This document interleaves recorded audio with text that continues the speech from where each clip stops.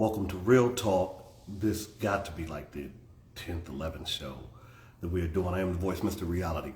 This show has been inspired by those who have given me influence, great advice, conversations, been a presence in my life. I'm grateful for those people. There's many individuals that I've had powerful conversations with, many individuals who've inspired me in many different ways, many relationships that have molded the man that I am. And so this is a platform where they're giving their flowers and I actually allow people to be a fly on the wall, the third person in the room with conversations that I've had with these individuals in the past and conversations that we have now. So today is going to be one of the shorter shows that we have because life has been lifing. And before we go ahead and start, I want to say my condolences sit to my actual blood brother and blood sister, Matt Delaney, Gabrielle Delaney. Sending you the condolences for the loss of your mother.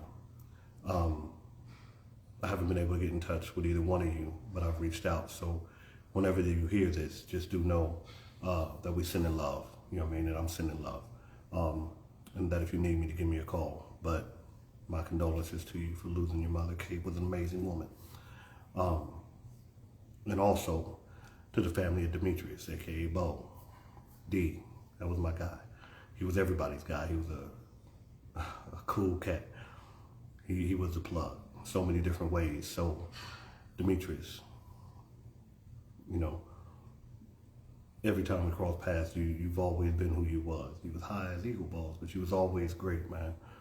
So Kevin and for the rest of the family, man, I'm sending my condolences to you, to the friends and family of Demetrius, of D, Bo, whatever you called him, you know, sending my condolences to him. There's been a lot of things going on in the city of Denver. So for those who who lost loved ones, who's going through it, just know I'm still sending my love, whether it be from Houston or wherever I'm at. So that's what we're gonna do. And real talk, y'all will be missed. With that being said, this show today that we have is going to be one of the shorter shows because life is life, and then there's some things that I got to get to regarding the family and those things. But one of the reasons that I'm going to do this show regardless of what's going on is because this lady that I actually have on this show today is one of the hardest people to get in touch with. Well, I can't say get in touch with, that's not true. She's always available when I call. She may be busy, but she's always on time. She is a very busy woman with life, business, and everything else. She's such an awesome individual, and y'all get a chance to meet someone who I rock with heavy, who I came up in the game with, who has helped me in so many different ways. And other than me just continuing to say how the accolades and how great she is, let me do it why she's also here. So, real talk. I would like to introduce y'all to the one and only Miss Jice Johnson. Y'all are so complimentary. You see how that works? Now, Jice, here's the issue I'll be having with this live. Like, I cannot see you, but I'm sure other people can, You right? So can't see me? I cannot see you. I'm just looking directly at me, which is not, a bad view for me. I like me, but I could hear you, and I'm sure that other people on the other line, who tuning in could see you. Okay. Um, yeah, so just know that you I can didn't. see me and you, so Right, if that's right. helpful. Do we look cool? We're straight. That's my girl. All right, man. So check this out. Actually, Jice, you know what I'm going to do Okay. is just go ahead. I was gonna try to go out and go back in, but I don't want to waste time on that. Okay. Because we do have some things to discuss. I've seen you before. I know what you look like. First of all, everyone, this is Miss Jice Johnson. Now, Jice, Yeah. where are you from originally? Oakland. Why you say it like that? Because Denver be trying to claim me, and I am not from Denver. Yeah, Okay, let okay. me see. So you're Let me see if I can turn on the light here. Oh goodness. Okay. Yeah. so you're from Oakland originally, right? I am. Now, my question is how long have you been in Denver. Well, or correction, was Denver is where I met you. Yeah. But have you did where else have you lived other than Oakland? Well, I'm prior military, so I've lived all over. Mhm. Um, but I'm a global citizen these days. I'm everywhere and And anywhere. so that is one of the things that I almost had to put in your promotion. It's like this woman is a global traveler. She's like Dora the Explorer. Like she's the Where's Waldo of everybody. You got to try to figure out where she's at, what she's doing because she moves all over. So where are you currently? Right now, today, I'm in Atlanta. Okay. So you said that you were prior military. Yep, What branch of the military did you serve in? Army. Army. Okay. And were you in active duty? Yep, I did active duty and I did some time in the Guard, in the National Guard. Okay. Now, what possessed you to do the Army? Did you go to college and all of that, or did you just go straight out of high school to the Army? No, um I did go to college. Look at them. Look at them back there. No, I'm just playing. I did go to college. Oh, you can't see me, so you can't see what I'm pointing at. It's all good. I got my degrees back there on the wall. Just so happens because I rarely talk about college. I'm not a strong advocate of college, so I don't speak on it often. But I did go to school. No, I went to the military straight out of high school, and what possessed me to go? Well, I guess really I would say like some of my strongest mentors, because I was also raised in the church. So I would say that I had some mentors in the church, but really I would say like the strongest mentors that come to my mind, um, that had a really big influence on me as a young person was my retired sergeant major in junior ROTC. And so I had been in ROTC 4 years. When it was I went to post 9/11. So 9/11 happened 2001. I graduated 2002. So I volunteered for that situation because prior to me having any idea about geopolitics, I thought America was the underdog, so I was like, let me go fight for my country, Mm. and that's how I landed in the army. So yeah, Now, long time. with your experience, well, first of all, let's take it two steps back. So you did go to college. What college did you go to? Amherst University, and so One more I time, have my Amherst University. It's in Alabama. I have my bachelor's in business administration, my master's in organizational management and leadership. which makes sense because that's what you do every day. Yeah, that part. Now, So sometimes I be trying to remind these people I do this in real life. yeah, in real life, like you all your life you've done it. And so I guess if that's my question, have you always been like a leader amongst your friends and things to that nature? Ooh, amongst my friends, I don't know. I feel like, well, ooh, this is not a therapy session, right? We're not going back that far. We're going back into childhood. What are we Well, talking about? Before I start incriminating myself, what are we talking about today, real? Because hey, look, this is real talk, and I'm not trying to do that interview that everybody does about how successful and how great you are and all that kind of stuff. I really want people to know the person that actually inspired me, and I'm learning some things about you too. So I don't know. Let's see how far we go back. I'm let's not see going to try to get how all far we into it. go back. Let's see. Okay. Let's see. All right. So I believe that early on, I really struggled with like a people pleasing mentality. So I don't feel like I was a leader necessarily in my peer group. But I do feel like early on leadership roles attracted me. And so, like I mentioned, being in church, trying to take on some leadership positions there very, very early on in school. I was definitely down for some leadership positions. Um, I didn't necessarily feel, I think I was adapted to school because if you're familiar with like learning styles, for example, the traditional school system fits my learning Mm, style. And I think that's important because in our society, we have a particular type of learner that does well or excels well in school that makes a lot of other folks feel like they don't do well with learning. And that's not really the case. I just so happen to be a person who fit that model. So I really did well in school. I didn't have a lot of problems there. And so it was easy for me to take on kind of leadership roles in school. And then subsequently ROTC really helped cultivate that space for me. okay. So because it came natural and it came easy for you, you excelled at those things. So people looked at you as if you were the smart one. You knew how to you knew you were the know. Um, so Was that the same with college? Were you the same way with college?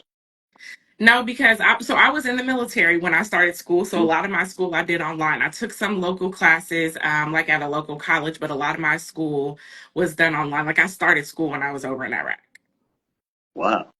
So let's ask the real question, right? So you were over and did you go from Oakland straight to the military, or had you moved by then?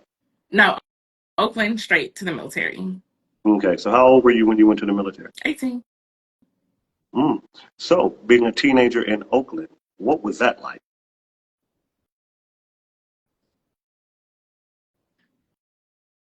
I don't. I'm not sure how to give me a better example. I don't. Well, I mean, it was all I knew, right? So it just was what it was. I haven't experienced. I mean, I grew up from birth to 18 in Oakland, California. Right. I really couldn't tell you. I don't have anything to compare it to. I don't. So I don't know. So It's not like I moved, during my childhood.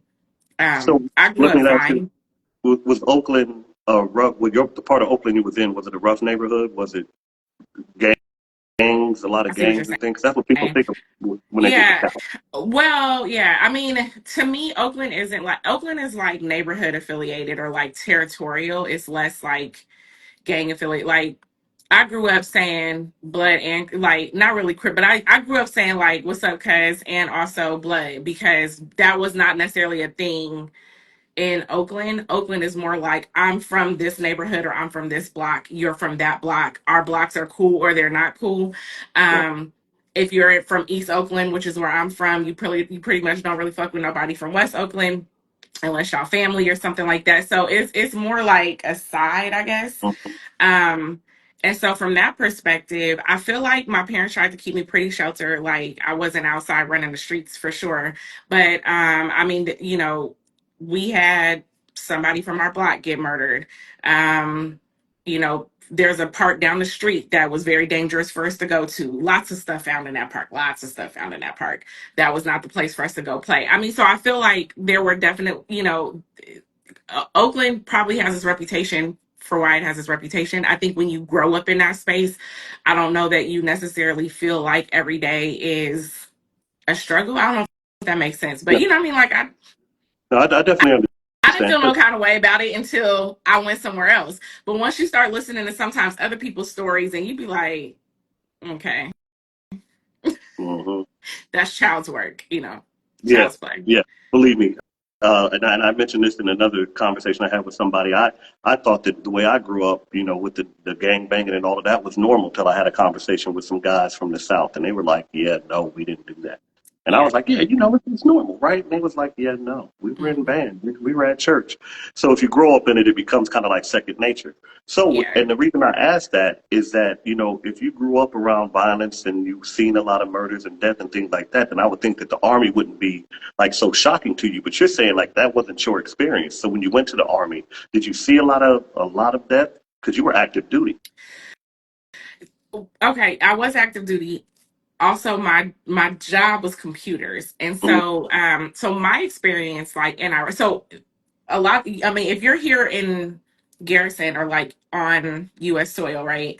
Um, you're not really experiencing any death. But once I went to Iraq, I would not say I experienced death. What I would say is I experienced a lot of moments that were or could have been catastrophic. Like you take a journey. Well, at least when I came in very early on into the war, right? So you come in, you fly into Kuwait, you have to. Sorry, I got the kids over here. no problem. Can you hear them? I could barely hear him in the background. What up, Goldie? What's up, little Okay. baby? That's like, I don't know if I should get up and close the door or what, but okay. Hey, y'all come close my door because y'all are loud. Okay, sorry.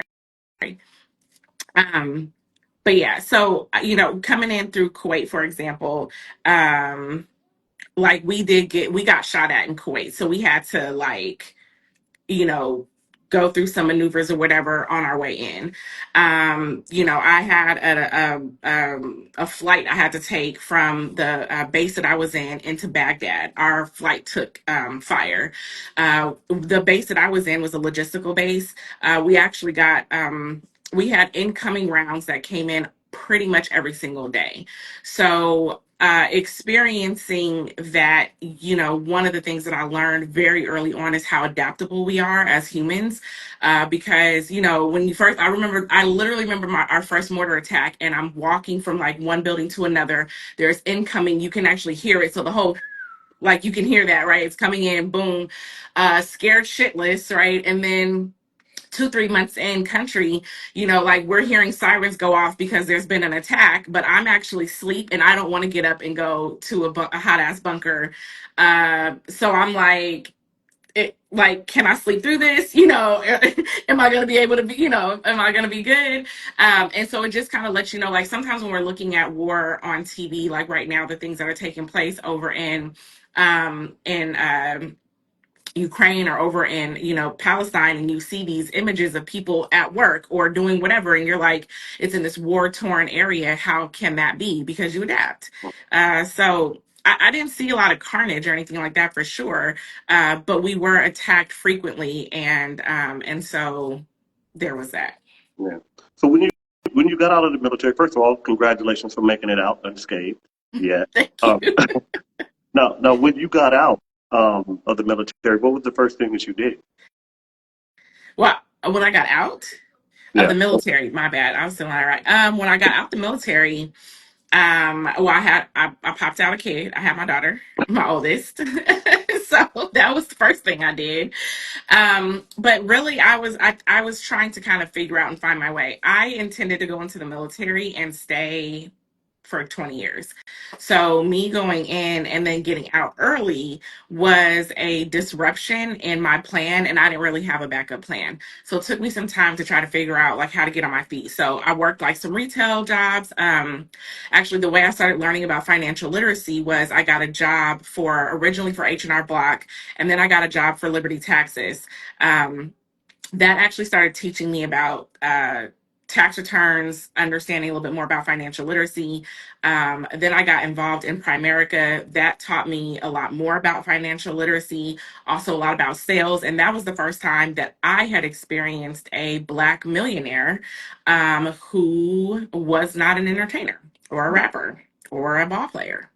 And so that was kind of the start of like my real interest in business. I had done like a little Mary Kay and a couple other little things on the side, but I would say like my real um, interest peaked with Primerica and understanding that there was another pathway to wealth, one that I had never seen or thought about. I Now, didn't stay so with here's the thing. Primerica, but it like lit up the idea for me.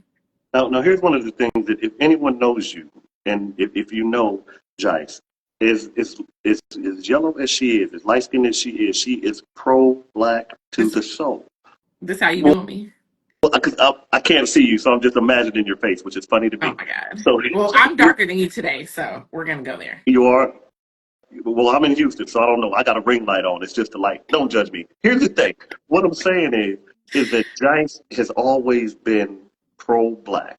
And was that something that you were raised with, it that was instilled in you, or was that something that you experienced along the way that kind of pushed you to that whole something ain't right?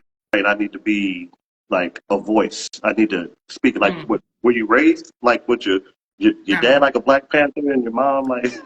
No, I actually don't even know that I have always been pro-black. So my heritage, right, like my actual makeup, thank you, Rainey. Please let him know. Um my my heritage is actually, so my mother is half Japanese, half black. Right. My father is black. Um and so it technically makes me a quarter Japanese, right? And 3/4 black. That's important in this because when I was growing up, I actually don't know that I felt like I was black. Like a lot of people would say, "Oh, what are you mixed with?" And I really embraced the idea of being mixed. Now I hadn't heard of colorism. I didn't know anything really about I really didn't have a framework for any of that, right? It was just like people would say things like, "Oh, you're exotic looking," or I like your curly hair, or just things that now today I'm like, like that doesn't mesh well with me today because I know how it's been weaponized against us. But then I didn't know. So that was something that I was like, listen, I'm Japanese and black. For a long time, I went by my middle name, which is Michiko. There are still some people in the military that know me by Michiko.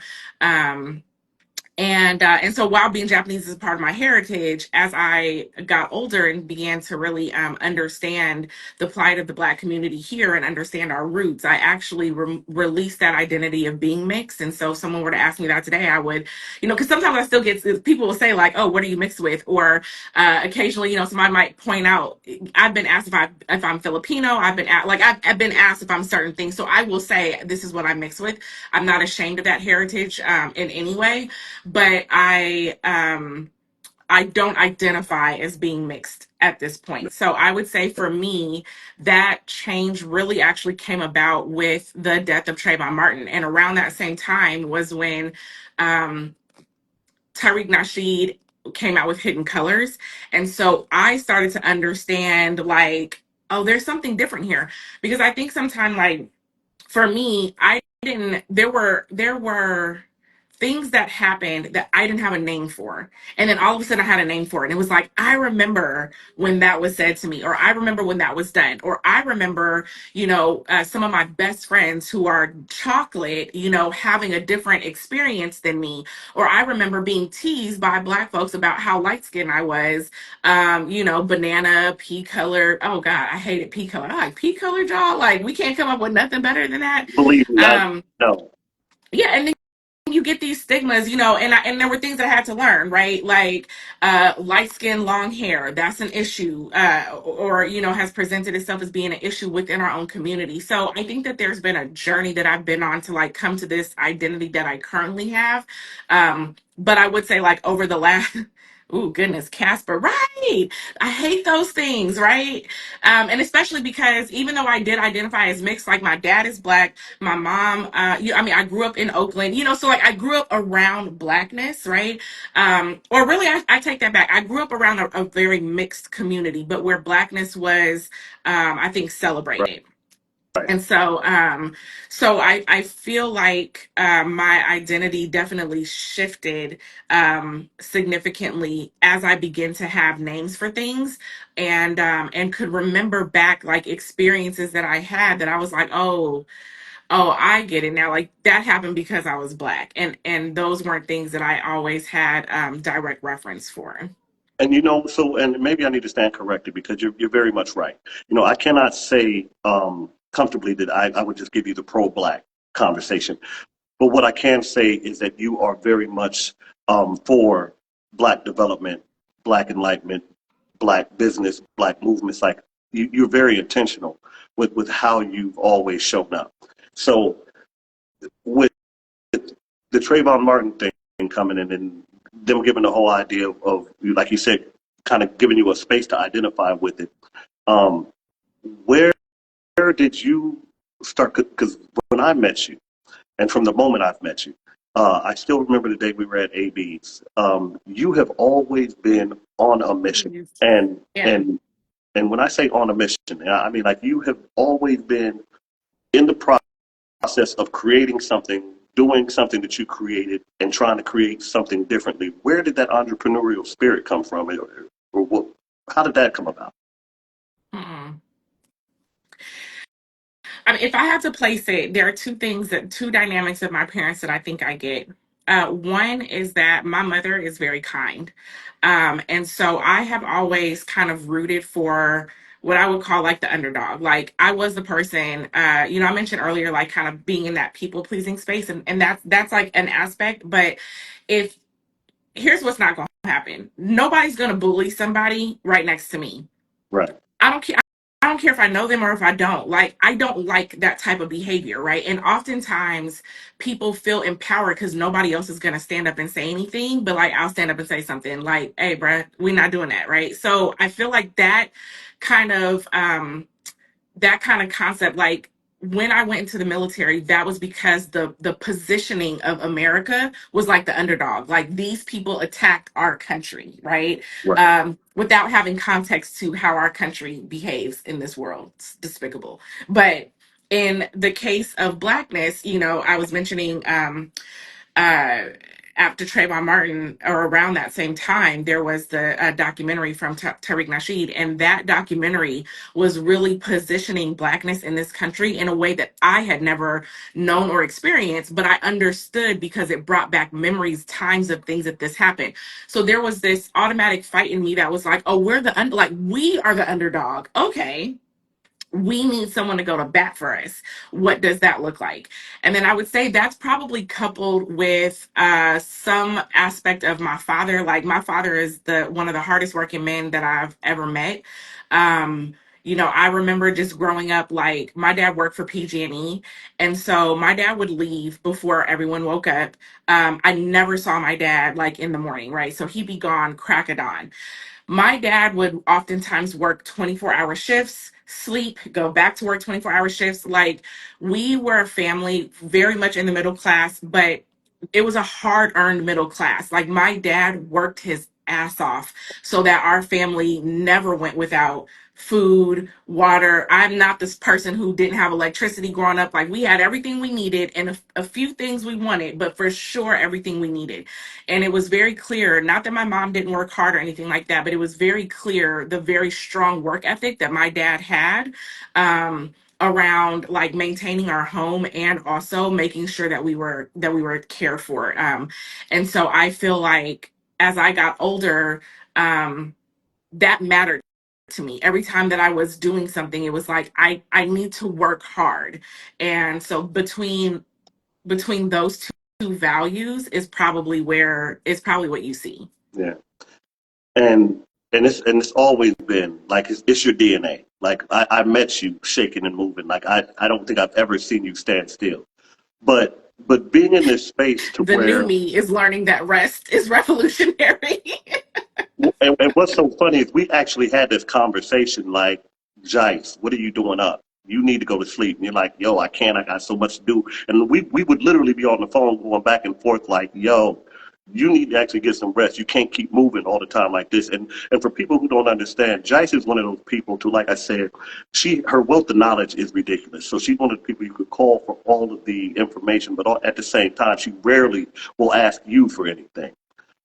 So you almost have to force yourself into the position that she needs help. Now, don't get me wrong. Jice is, if you ever think about in your mind what the homegirl from Oakland would be like, it would be Jice. Like Jice would call me at 7:55 at the break of dawn, knowing I'm not up. Like, yo, I need to drop my baby off around the corner at your school, but I need some work to do, so I need the internet. You ain't even got to get up, just unlock the door. You see what I'm saying? And I would get up and unlock the door and go back to sleep, and Jice would come in and do her work and then be gone. You know what I'm saying? Like she was that kind of person. If she needed you, she was gonna call you, but she really wasn't giving you an option. It was more or less like, here's what you're gonna do. Um, okay, maybe not so much. But the thing about it is that when you had your first baby, you're in this beautiful family, and working hard and all those kind of things here. What was it like, and how old were you when you had her? um well, I was supposed to be 22 if she had came on time, but she came early, so I was 21. Okay, and being 21 with a baby, Hmm. and by then you had been out of the military, right? Well, I got out when I was pregnant with her, so. Okay, so going from being in the military to now becoming a mother, what was that transition like? Oh goodness. Everything about that particular time of transition for me, it probably in hindsight like has had to be one of the hardest transitions. So a couple of things took place. I had my daughter in uh the top of 2020. How old is she? The top of 2025. Mhm. I came Wait, back from Iraq wait, in, wait. I'm You sorry, had her at the top. Look, 2005. I was like, okay, go Right. ahead. 2006. Lord have mercy. I had her in 2000. I had her at the top of 2006. I had come back from Iraq at like the top of 2005.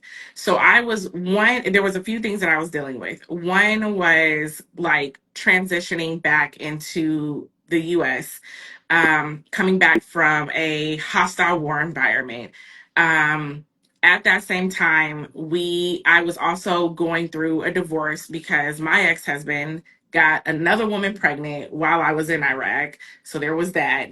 Um, then me messing around with her dad, I now am pregnant. I leave my career, I'm experiencing everything, and then he leaves me. So like now I'm single twice with a baby, out of my career, and experiencing a lot of symptoms of depression. And so I was having a really, really hard time making that transition, to be honest. um I felt like, one, I felt like a statistic in a number of different ways, a statistic that I didn't have any thought that I would be. Like, I'm this young girl, I'm pregnant, now I'm also divorced. I really had a hard time making the adjustment back home, which is part of what pushed me to go towards the Guard, because I was trying to find something a little familiar for a minute. And once you're a single parent, you can't get back into the military, you can't get back into active duty. There's some workarounds, but they're not great workarounds. So like the rule is you can't get back into the military as a single parent. So I really had a hard time trying to make that transition. On top of that, my daughter was born preemie 2.5 months early. She was barely 3 pounds, like 3 pounds and 1 ounce. So she spent about 2 months in the hospital, incubators, heart monitors, oxygen, just kind of the whole nine, while I was still trying to figure out, who am I in this moment? What am I going to do? How am I going to make this work? And I was dealing with a lot of anger. It was the craziest thing. My ex-husband actually, um, until he found out about the baby, he actually tried to come back and fix the situation. So that made me more angry. Like, you did this, you broke this, right? Then you come back. I mean, I was experiencing a lot of anger. I feel like it took me some time. I also did not recognize that I was experiencing depression. It was probably around when my daughter was closer to 3 that someone else named it. They were like, you have classic signs of depression. So I was experiencing like a hard time getting out of bed, kind of a hard time keeping myself together, very up and down. Sometimes I was very productive, sometimes I couldn't do shit. I mean, I really was like struggling, and I didn't have, again, just I didn't have the language. So, like, a part of my knowledge on depression now was once that was named and I went to a therapist, right? I actually had a friend, he paid for me to go to a therapist. He was like, you need some help for real. And it was weird because my mom, love her to life, very great Christian lady, actually didn't believe in depression, still not sure if she Mm. does. um her thing was, you just need to go to church, and you just need Pray to about raise them hands, and you just need to praise Jesus Yeah, a pray little bit about harder. Right. And so when I was kind of having these volatile moments, um that was like my mom's kind of thing, was like, well, we're just gonna pray. And if my friend had not noticed that I was experiencing, or they had not been knowledgeable in depression signs, I probably would have gone past it, because the military's been doing a ton of studies for a long time. Like, when they come out with data on the military, just know I was active duty 20 years ago, and I still to this day get requests from the same company to do more surveys on how I feel today, right? So they have a lot of long-term data on the military. And they were talking about depression, but I think my ear had really tuned out. It was like, that's not real. And if my friend hadn't said that to me, someone whose opinion that I trusted, to actually make me think differently about what my mom was telling me, which was go praise Jesus. So the transition was hard. I don't know if that really answers the question, but it. the transition was difficult. Now, when you actually went through that therapy and you realized that you were going through something and that you were having a hard time dealing with it, what was that realization like? Um, it made me sad because I felt really broken. Like, I had considered myself to be a relatively strong person. Um, and in my mind, and I want to put this into like a little bit of context, because again, this is me coming out of the military, right? And having a little bit of, especially at that time, it was a little earlier on, and the war was still pretty fresh. But when you're in country, if you've never seen in particular, a person be so stressed out that they have their hair falling out. Like we were in country and there were people with bald spots, like hair falling out because of the amount of stress, right? My frame of reference, right? Like when they were talking about things like PTSD, they're talking about people who want to kill themselves. I don't want to die, right? So my reference for how severe depression is, or the levels of what depression can look like or feel like, were very off. And I think that when I was told, like, no, you have clear case severe clinical depression, not just severe clinical depression. I was like, oh. um After kind of my initial like period of having to like take that in and understand what that means, and also being able to see how that was playing out, it did a couple of things. It did make me sad, but it also helped me a little bit kind of what's the right word, kind of like settle with some of the behavior that I had that I really was feeling upset about or ashamed about. Like if I couldn't get out of bed all day long and I have this little baby, right, and I'm putting Lunchables in the refrigerator and I'm telling her like, go get a Lunchable. Go get a Lunchable because I can't cook nothing right now. Like I now understand that's not me. That's not a healthy me, right? Right. Because I was starting to feel like a failure. I was like, what is wrong with me? Well, there is something wrong with me. And actually it's something that I can manage and something that I can get help for and something that I can fix. So it also gave me a little bit of relief that this person who I knew, who had accelerated pretty quickly in the military, who had always done very well there, had high remarks, great job performance, in anything that I had ever done. And all of a sudden I was feeling like I was down, and I didn't understand what was going on. So it gave me understanding, and it also made me sad, but it also gave me a pathway to seeing how I could come out, if that makes sense. Absolutely. And knowing that you get that, so first of all, therapy, yes, congratulations, glad you did it. And then also realizing that, yo, like I'm not broken, like there's really something wrong with me. Like this is just different. That has to be a relief in a sense, right? Because it doesn't make you feel good, but at least you know why things are the way that they are. And then, you know, realizing that one of the things that I had to go through, with the depression and going through with therapy is the fact that always being concerned that when I felt sad or when I felt depressed, just in that moment that, oh shit, maybe I'm going to go that far back into it. Maybe I could be starting this process over again. And that was scary for me Yeah.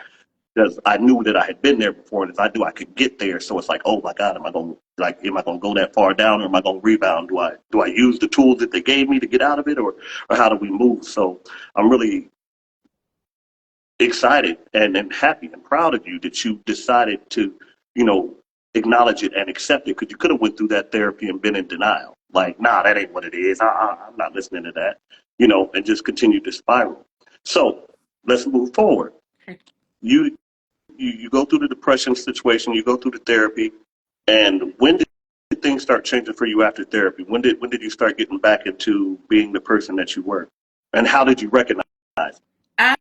Um, well, that's an interesting question because I don't think that you go back to being the person that you were. I think that you evolve into the person that you're becoming, and a part of that is with like, um, a part of that is with kind of the new experiences that you've carried, right? And then a part of that, at least in my opinion, is making a determination about who you want to be, right? And I think if think I think I looked to move forward to who I wanted to be. Um, and I took into account who I was. But I mean, sitting with yourself is something that we don't do often. I think as a part of my own healing journey and being really encouraged to journal during that time was helpful because it let me sit with me and it let me look at things that I liked about me and things that I didn't like about me. And also I felt empowered to be able to change the things that I didn't like. So, so now, the if somebody asks how did you find that person, and when you ask Cassandra, when you're asking how does she find that person, are you talking about her therapist, or are you talking about find that person that she wanted to be? And we'll let you pull that in a moment. But so now, Jice, you realize these things about yourself. You're going through these self reflections. You're getting it, and you're like, okay, I'm not going to ever be the person I was. I'm developing into this other person. I'm going to develop into the person I want to be. What did it look like you creating that blueprint of the woman that you wanted to be as compared to the woman you was? Did you see that coming, or did you have a blueprint of the woman you wanted to be, or was you kind of just putting it together as time went on? Um, no, I didn't have that. I will say this, and I think this helps when you have mentors kind of early on. One thing that my sergeant major told me back when I was in high school was that you can learn from both the good and the bad. And so I think what I took, and I still take to this day, right? Like, because I think we're always in the process of becoming, like, every time that you have embodied a new set of experiences and you're now allowing that to help shape where you go forward, you are becoming that next version of you, right? So I don't know that this has ever, gone away. I mean, I can certainly look back. I mean, we're if we're talking way back then when I first learned that I had been experiencing depression all the way up to now. I mean, we're almost talking. I don't know. My daughter is 19.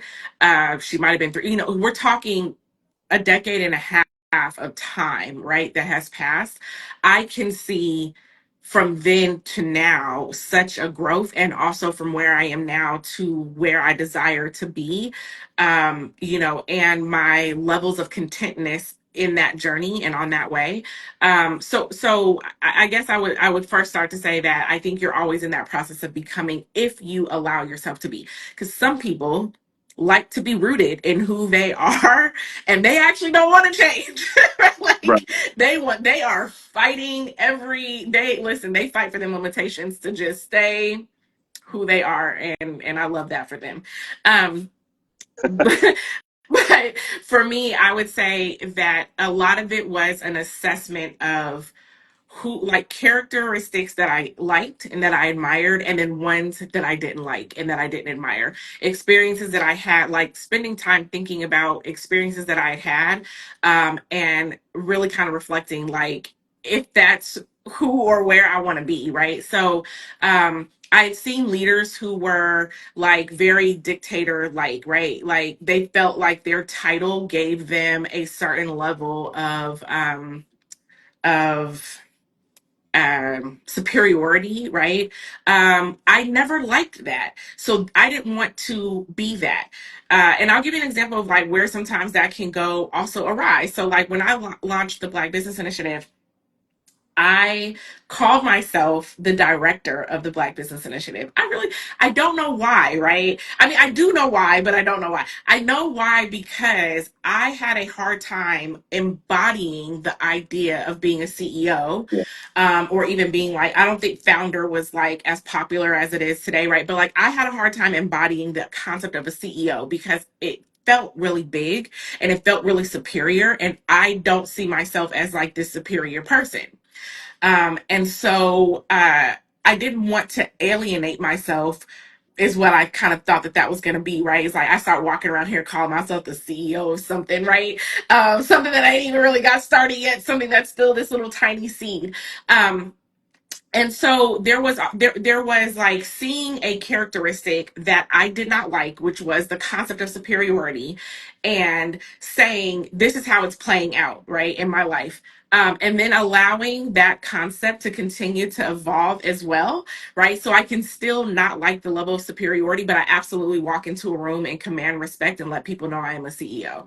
And so, like, that has evolved over years of time, right? BBI actually turns 10 this year. So that's a 10-year journey, of where I was when I would like shrink back and be like, Hmm. no, no, no, I'm just doing this little thing, to actually, I've done some amazing work. I would love to tell you about it. And I'm Jice Johnson, CBO, CEO of BBI. And so, like, that has been an evolutionary process in of itself. And it's come with a lot of ups and downs. I run into Absolutely. people who feel like they cannot come to talk to me because I walk with a level of confidence. but confidence and superiority are not the same thing. I had to learn that, right?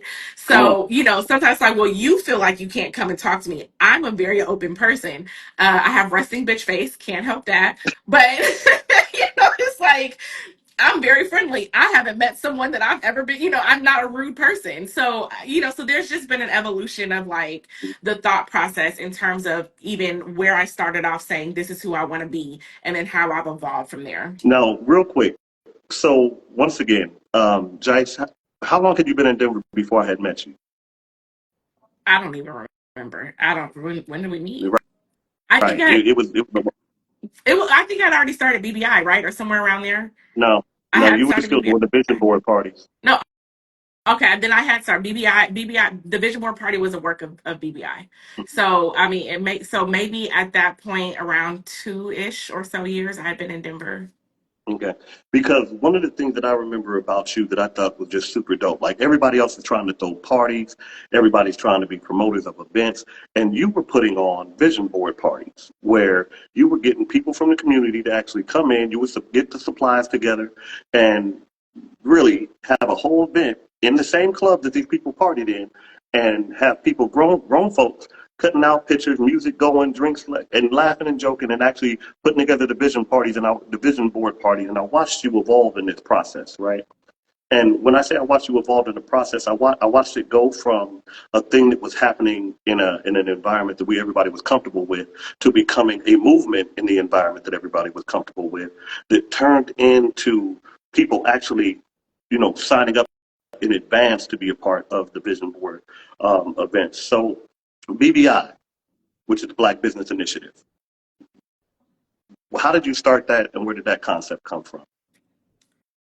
So going back to Trayvon Martin. So at the time, okay, first I don't go to church currently, okay.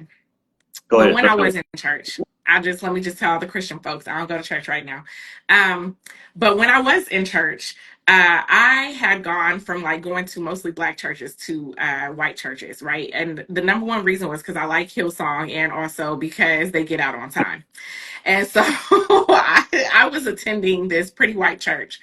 Um, and Trayvon Martin happened, and I think my first realization was with the rhetoric that was coming from these church folks. Like I'm friends with them on Facebook, and I'm listening to their comments, and I'm like, like, oh my god, right? Like I had to keep walking back into this white church with these racist ass people, and I was like, this is not gonna work.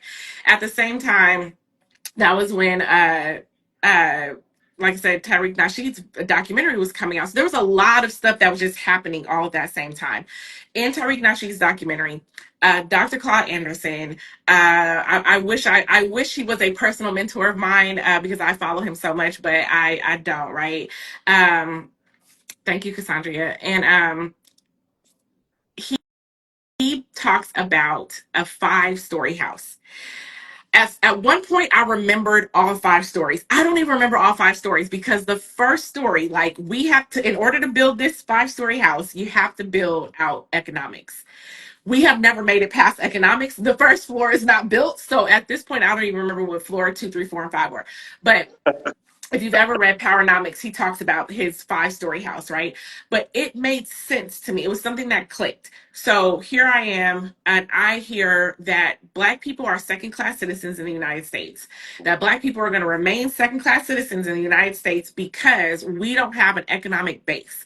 What is an economic base? This just sent me down a rabbit hole of trying to figure out who, what is going on.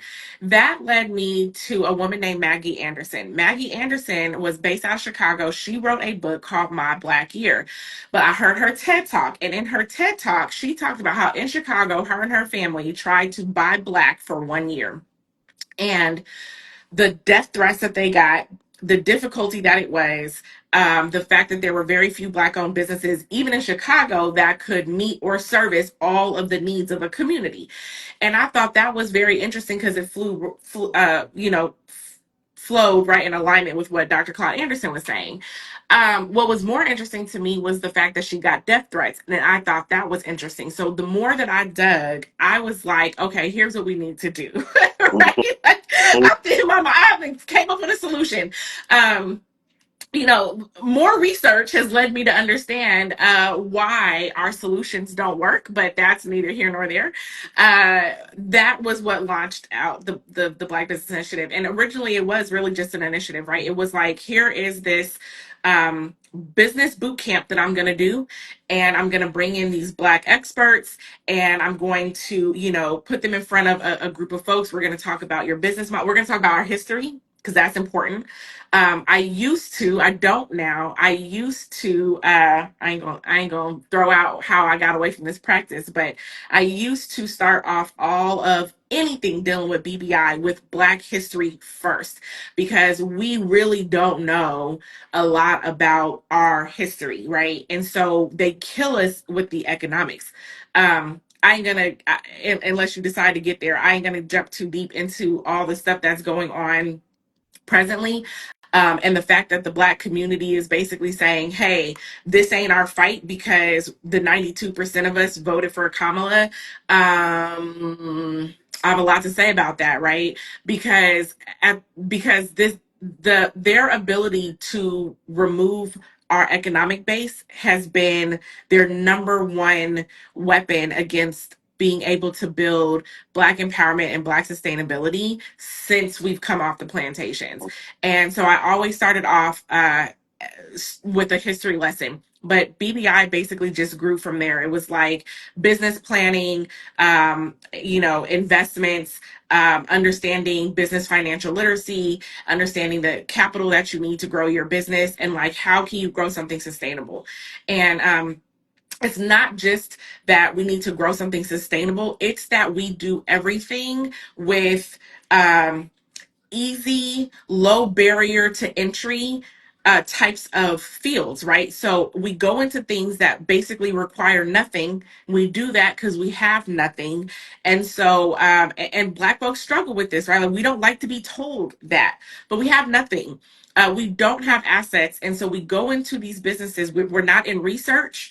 We're not in quantum. We're not in manufacturing. We're not in tech. Like, there's a lot of places that we're not in, and we start these low barrier to entry businesses. And the truth of the matter is, the real truth of the matter is, low barrier to entry means low revenue, and so our businesses are low revenue. And so for the last decade, I have been saying, even if you are in a low barrier to entry, low revenue generating business, you still need to structure your business in a way that you can grow and scale. You need to have a vision. That's where the vision board party started, right? Like, create a vision, think about it, think big, and then let's work towards it, right?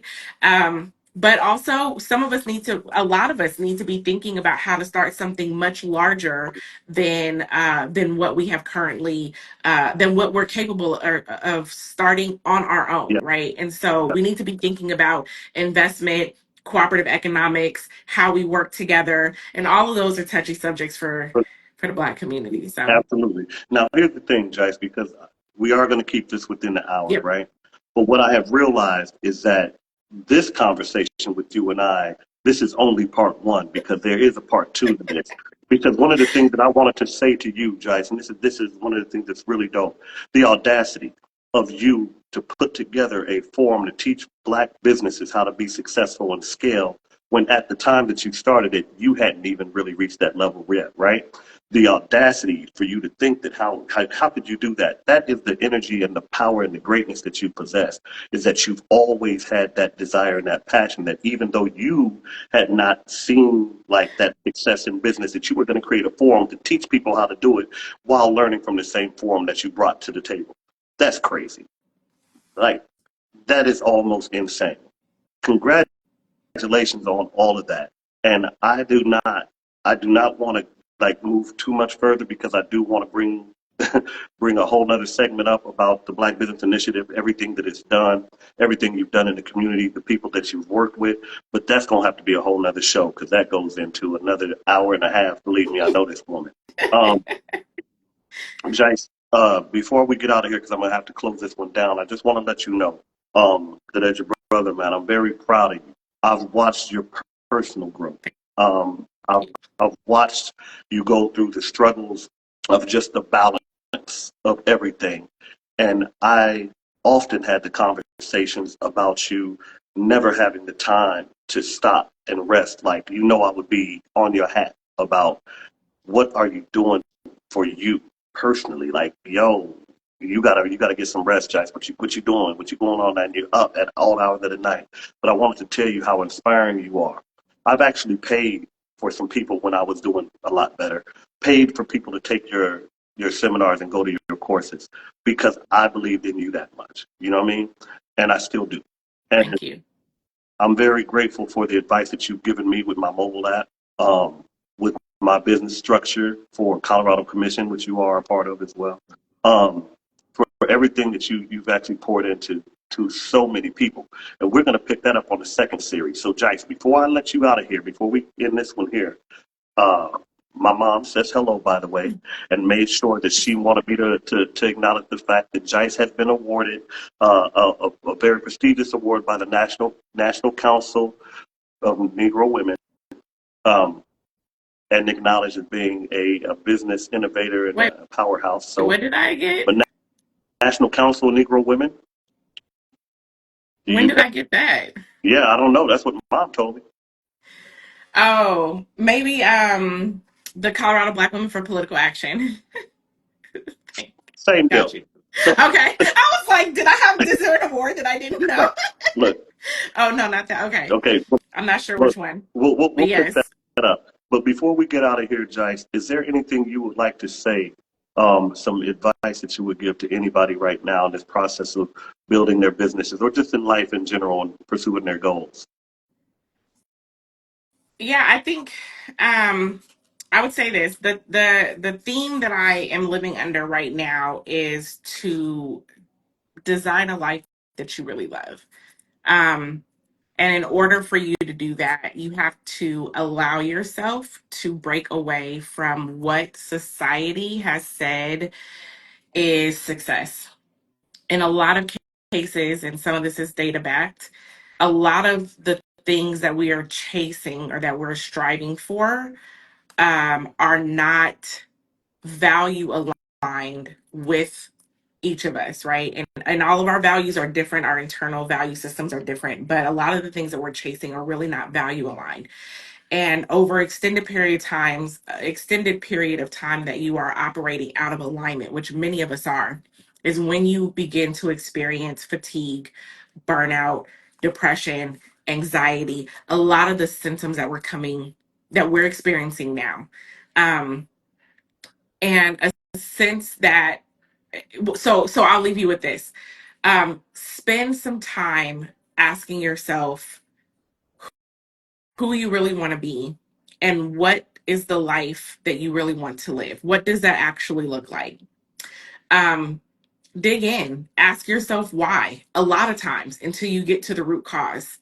And when you get there, start working on building a life that really resonates with you. Start letting go and releasing what everyone else has said you need to be or you need to do in order for you to be successful, and really start to focus in on creating a life that you really love. That's what I will leave you with. That's dope. Everyone, this is my sis. This is a woman who's amazing, who has inspired me, who's continues to inspire me. This is one of the people that has helped mold me into the person I am. When you're in alignment with individuals like these, they don't allow you to fail very much. She very much holds me accountable, as I do with her as well. Don't have to too much. But the great thing about it is, man, is that I'm honored to have this woman in my life. Y'all have got a chance to meet her a little bit. We'll go into the part two of it. Jice, I appreciate you. Of course. Man, Thanks for having me. you know what it is. Be amazing. I'll see you soon. All right. Bye. All right. All right. So, with that being said, Jice Johnson, and we didn't even scratch the surface of that woman's knowledge and intellect on the business and how to go about doing it and building black wealth and how to get to the investments and what's the difference between investing in your businesses, and everything that she's always given in these seminars is not just about the business, but it's a way to build the black family economically to be able to affect your community from inside out. Powerful. But you could always find Jice, and you see that her information was on the screen if you hadn't seen it. You could follow Jice at Jice, Jice Johnson. The Black Business Initiative. She may have one going on in the city near you. She does them everywhere in Atlanta, Chicago, Houston. Now, find out where her next seminar is. And also find out if you can get it online. She's a consultant. She's an outstanding individual. And this is Colorado Commission. And that's my family, man. I am the voice of Mr. Reality. I hope that y'all get something from this. Please follow her and then share this. Because for any young woman or any young individual, business, anybody going through it, just know that everybody has a story and it wasn't easy for everybody. Man, look, much respect to y'all. I appreciate y'all. Y'all have a good night. I am the voice, Mr. Reality, Real Talk. We'll get back to it. Now, let's go.